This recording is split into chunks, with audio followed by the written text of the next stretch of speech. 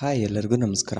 ಈ ಒಂದು ವಿಡಿಯೋದಲ್ಲಿ ಸಿ ಎ ಅಂದರೆ ಏನು, ಸಿ ಎ ನಮ್ಮ ಇಂಡಿಯಾದಲ್ಲಿ ಎಷ್ಟು ಸ್ಕೋಪ್ ಇದೆ, ಹಾಗೆ ಸಿ ಎ ಮಾಡಲು ಎಷ್ಟು ವರ್ಷ ಬೇಕು, ಸಿ ಎನ ಯಾರ್ಯಾರು ಮಾಡ್ಬೋದು, ಹಾಗೆ ಸಿ ಎ ಮಾಡೋದ್ರಿಂದ ನಮಗೆ ಸಿಗೋವಂಥ ಕರಿಯರ್ ಆಪರ್ಚುನಿಟೀಸ್ಗಳು ಏನು, ಈ ಎಲ್ಲ ವಿಷಯಗಳನ್ನ ಈ ಒಂದು ವಿಡಿಯೋದಲ್ಲಿ ತಿಳ್ಕೊಳ್ಳೋಣ. ಹಾಗೆ ನಮ್ಮ ಒಂದು ಯೂಟ್ಯೂಬ್ ಚಾನಲ್ಗೆ ಸಬ್ಸ್ಕ್ರೈಬ್ ಮಾಡ್ಕೊಳ್ಳಿ, ಲೈಕ್ ಮಾಡಿ, ಶೇರ್ ಮಾಡಿ, ಹಾಗೆ ಕಮೆಂಟ್ ಮಾಡಿ. ಈ ಒಂದು ವಿಡಿಯೋನ ಯಾರೆಲ್ಲ ಸಿ ಎ ಮಾಡಬೇಕು ಅಂತ ಇದ್ದಾರೆ, ಹಾಗೆ ಯಾರೆಲ್ಲ ಸಿ ಎ ಮಾಡ್ತಿದ್ದಾರೆ ಅವರಿಗೆ ತಪ್ಪದೆ ಶೇರ್ ಮಾಡಿ. ಸಿ ಎ ಅಂದರೆ ಏನು? ಸಿ ಎ ಅನ್ನೋದು ಒಂದು ಪ್ರೊಫೆಷನಲ್ ಪ್ರೋಗ್ರಾಮ್ ಆಗಿದೆ. ಅಂದರೆ ಪ್ರೊಫೆಷನಲ್ ಪ್ರೋಗ್ರಾಮ್ ಅಂದರೆ ಪ್ರೊಫೆಷನಲ್ ಕೋರ್ಸ್, ಅಂದರೆ ಪ್ರೊಫೆಷನಲ್ ಡಿಗ್ರಿ ಅಂತಲೇ ಹೇಳ್ಬೋದು. ಇದನ್ನು ICAI ಅನ್ನೋ ಒಂದು ಇನ್ಸ್ಟಿಟ್ಯೂಟ್ ಕಂಟ್ರೋಲ್ ಮಾಡುತ್ತೆ. ICAI ಅಂದರೆ institute of chartered accountancy of India ಅಂತ ಅರ್ಥ. ಹಾಗೆ ಸಿ ಎ ಅನ್ನೋ ಫುಲ್ ಫಾರ್ಮ್ನ ನೋಡೋದಾದರೆ ಚಾರ್ಟರ್ಡ್ ಅಕೌಂಟೆಂಟ್ ಅಂತ. ಸಿ ಎನ ಯಾರೆಲ್ಲ ಮಾಡ್ಬೋದು ಅಂತ ನೋಡೋದಾದರೆ, ಸಿ ಎನ ನೀವು ಆಫ್ಟರ್ ಪಿ ಯು ಯಾರೆಲ್ಲ ಮುಗಿಸಿರ್ತೀರೋ ಅವರೆಲ್ಲ ಕೂಡ ಮಾಡ್ಬೋದಾಗಿದೆ. SLC ಮುಗಿಸ್ಕೊಂಡು ಕೂಡ ನಾವು ಸಿ ಎನ ಮಾಡ್ಬೋದಂತೆ ಅಂತ. ಇದು ನಿಜವಾಗ್ಲೂ SLC ಮುಗಿಸ್ಕೊಂಡು ಯಾರು ಕೂಡ ಸಿ ಎನ ಮಾಡೋಕ್ಕಾಗಲ್ಲ. SLC ಮುಗಿಸ್ಕೊಂಡು ನೀವು ಪಿ ಯುಲಿ ನೀವು ಕಾಮರ್ಸ್ ತೊಗೊಂಡ್ರೆ ಬೆಟರ್ ಆಗಿರುತ್ತೆ. ಹಾಗೆ ನೀವು ಯಾವುದೇ ಸಬ್ಜೆಕ್ಟ್ ತೊಗೊಂಡಿರಿ, ಪಿ ಯುಲಿ ಕಾಮರ್ಸೇ ತೊಗೊಂಡ್ರಿ, ಆರ್ಟ್ಸೇ ತೊಗೊಂಡ್ರಿ, ಹಾಗೆ ಸೈನ್ಸೇ ತೊಗೊಂಡ್ರಿ, ಯಾವುದೇ ತೊಗೊಂಡ್ರು ಕೂಡ ಸಿ ಎನ ಮಾಡ್ಬೋದು. ಸಿ ಎನ ಮಾಡಲು ಫಸ್ಟು ನೀವು ಆಫ್ಟರ್ ಪಿ ಯು ನಿಮ್ಮ ರಿಸಲ್ಟ್ ಎಲ್ಲ ಬಂದಮೇಲೆ ನೀವು ಇನ್ಸ್ಟಿಟ್ಯೂಟ್ ಆಫ್ ಚಾರ್ಟರ್ಡ್ ಅಕೌಂಟೆನ್ಸಿ ಅಲ್ಲಿ ನೀವು ರಿಜಿಸ್ಟ್ರೇಷನ್ ಮಾಡ್ಕೋಬೇಕಾಗುತ್ತೆ. ಫೌಂಡೇಶನ್ ಅನ್ನೋ ಒಂದು ಲೆವೆಲ್ಗೆ ರಿಜಿಸ್ಟ್ರೇಷನ್ ಮಾಡ್ಕೋಬೇಕಾಗುತ್ತೆ. ಹಾಗೆ ಪಿ ಯು ಮುಗಿದು ಇನ್ನೊಂದು ಇದರಲ್ಲಿ 2 ರೂಟ್ ಇರುತ್ತೆ. First route after P U, second route direct entry ಅಂತ. ಅದು ಗ್ರ್ಯಾಜುಯೇಷನ್ ಮುಗ್ದಾದ್ಮೇಲೆ, ಅಂದರೆ ಯಾರೆಲ್ಲ ಗ್ರ್ಯಾಜುಯೇಟ್ ಇರ್ತೀರೋ ಅವರಿಗೆ ಈ ಸೆಕೆಂಡ್ ರೂಟ್ ಡೈರೆಕ್ಟ್ ಎಂಟ್ರಿ ಅನ್ನೋ ಒಂದು ರೂಟು ಅಪ್ಲಿಕೇಬಲ್ ಆಗುತ್ತೆ. ಪಿ ಯು ಮೇಲೆ ಹೋಗೋರಿಗೆ ಫೌಂಡೇಶನ್ ರೂಟ್ ಮೇಲೆ ಹೋಗ್ಬೋದು. ಮುಂದಿನ ಒಂದು ವಿಡಿಯೋದಲ್ಲಿ ಡೈರೆಕ್ಟ್ ಎಂಟ್ರಿ ಬಗ್ಗೆನೂ ಕೂಡ ಒಂದು ವಿಡಿಯೋನ ಮಾಡ್ತೀನಿ. ಈಗ ನಾವು ಪಿ ಯು ಮೇಲೆ ತಿಳ್ಕೊಳ್ಳೋಣ. ನೀವು ಪಿ ಯುಲಿ ಫಸ್ಟ್, ಅಂದರೆ ನಿಮ್ಮ ಪಿ ಯು ಮುಗ್ದ ಫೌಂಡೇಶನ್ ಲೆವೆಲ್ಗೆ ರಿಜಿಸ್ಟ್ರೇಷನ್ ಆಗ್ತೀರಾ. ರಿಜಿಸ್ಟ್ರೇಷನ್ ಆಗಿ ಆಫ್ಟರ್ 4 ಮಂತ್ಸ್ ನೀವು ಎಕ್ಸಾಮ್ ಬರೆಯೋಕ್ಕೆ ಕೂಡ ಅಪ್ಲಿಕೇಬಲ್ ಇರ್ತೀರ. ನೀವು ರಿಜಿಸ್ಟ್ರೇಷನ್ ಆಗಿ ಆಫ್ಟರ್ 4 ಮಂತ್ಸಿಗೆಲ್ಲ ನೀವು ಎಕ್ಸಾಮ್ನ ಬರಿಬೋದು. ನಿಮ್ಮ ಎಕ್ಸಾಮ್ ಬರೆದಾದ್ಮೇಲೆ ನೆಕ್ಸ್ಟು ನಿಮಗೆ ಇಂಟರ್ಮೀಡಿಯೇಟ್ ಅನ್ನೋ ಒಂದು ಲೆವೆಲ್ಗೆ ರಿಜಿಸ್ಟ್ರೇಷನ್ ಆಗ್ತೀರಾ. ಅಲ್ಲಿ ಕೂಡ ನೀವು ಅಂದರೆ ನೀವು ರಿಜಿಸ್ಟ್ರೇಷನ್ ಆಗಿ 8 ತಿಂಗಳ ಆದ ನಂತರ ನೀವು ಎಕ್ಸಾಮ್ ಬರೆಯೋದಕ್ಕೆ ಅಪ್ಲಿಕೇಬಲ್ ಇರ್ತೀರ. ಅದಾದ ನಂತರ ನೀವು 2 ವರ್ಷ ಆರ್ಟಿಕಲ್ಶಿಪ್ ಅಂದರೆ ಈಗ ನ್ಯೂ ಸ್ಕೀಮ್ ಪ್ರಕಾರ ಮೊದಲು 3 ವರ್ಷ ಇತ್ತು, ಈಗ ನ್ಯೂ ಸ್ಕೀಮ್ ಪ್ರಕಾರ 2 ವರ್ಷಕ್ಕೆ ರೆಡ್ಯೂಸ್ ಮಾಡಿದ್ದಾರೆ ಅಂತ ಅಪ್ಡೇಟ್ ಬಂದಿದ್ದಾವೆ. ಬಟ್ ಇನ್ನೂ ಕೂಡ ಕನ್ಫರ್ಮೇಷನ್ ನನಗೆ ಸರಿಯಾಗಿ ಗೊತ್ತಿಲ್ಲ.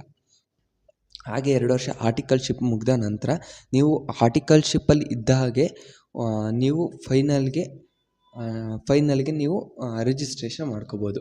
ಆಫ್ಟರ್ ನೀವು ಇಷ್ಟು ಒಂದು ಪಿ ಯು ಬೇಸ್ ಮೇಲೆ ಬರೋರಿಗೆ.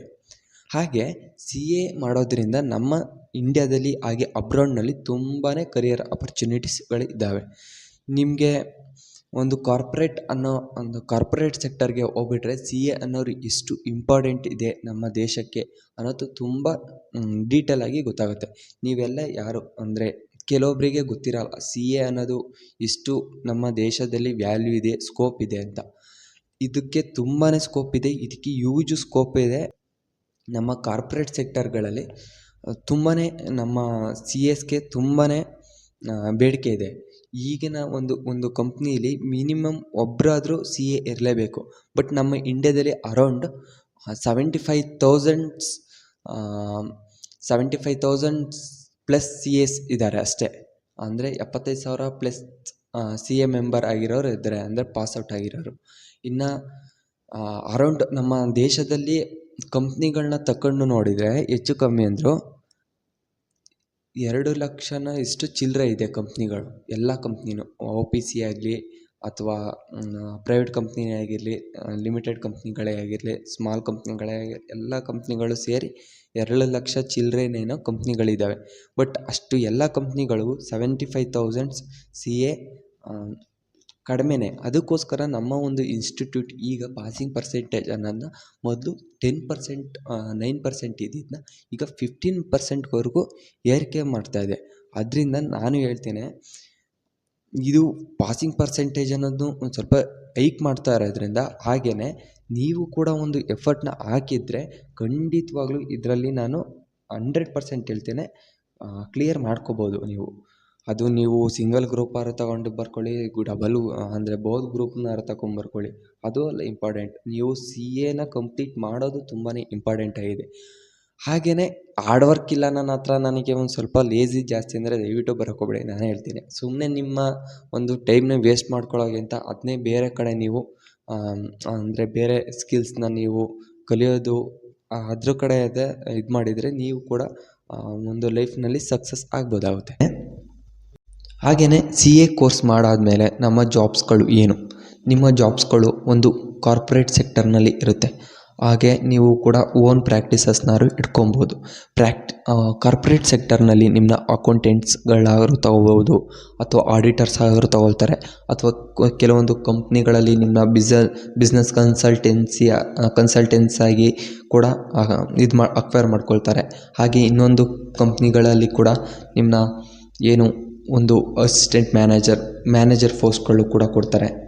ಹಾಗೆಯೇ ತುಂಬ ಕಡೆ ನಿಮಗೆ ತುಂಬ ಥರ ಬಿಸ್ನೆಸ್ ಆಪರ್ಚುನಿಟೀಸ್ಗಳು ಬರ್ತಾವೆ CA ಕೋರ್ಸ್ನ ಮುಗಿದ ಮೇಲೆ. ಇಷ್ಟು CA ಕೋರ್ಸ್ನ ಬಗ್ಗೆ ಒಂದು ಬೇಸಿಕ್ ಇನ್ಫಾರ್ಮೇಷನ್ ಆಗಿದೆ. ಮುಂದಿನ ಒಂದು ವಿಡಿಯೋದಲ್ಲಿ ಇನ್ನೂ ಕೆಲವೊಂದು ಇನ್ಫಾರ್ಮೇಷನ್ಗಳನ್ನ ತಿಳ್ಕೊಳ್ಳೋಣ. ಹಾಗೆ ನಮ್ಮ ಚಾನಲ್ಗೆ ಯಾರ್ಯಾರು ಸಬ್ಸ್ಕ್ರೈಬ್ ಮಾಡ್ಕೊಂಡಿಲ್ಲ, ದಯವಿಟ್ಟು ನಮ್ಮ ಒಂದು ಚಾನಲ್ಗೆ ಸಬ್ಸ್ಕ್ರೈಬ್ ಮಾಡ್ಕೊಳ್ಳಿ. ನೆಕ್ಸ್ಟ್ ಒಂದು ವಿಡಿಯೋನಲ್ಲಿ ಸಿಗೋಣ. ಬಾಯ್.